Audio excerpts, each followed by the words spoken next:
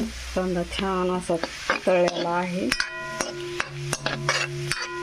तर आपल्याला टाकून घ्यायचं आहे अद्रक, कोथिंबीर आणि लसूण याची पेस्ट. ही पण पेस्ट छानपैकी असं तळू द्यायची. छान तळल्यानंतर आपल्याला टाकायचं आहे टमाटरमध्ये.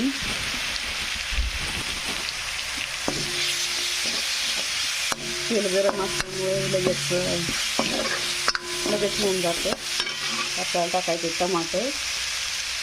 मस्तपैकी असं टमाटर टाकून घेऊ. टमाट्याला थोडं तळू द्यायचं.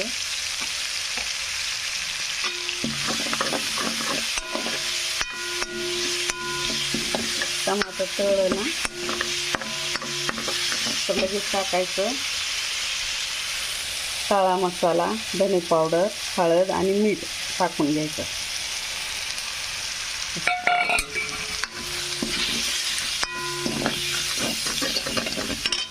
नंतर टाकायचं मटण.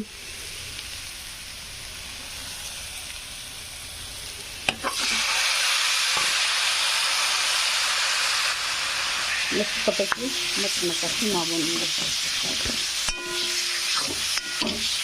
नंतर शिजू द्यायचं.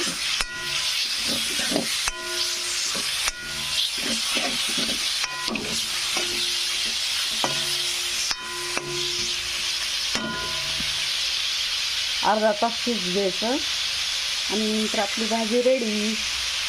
धन्यवाद.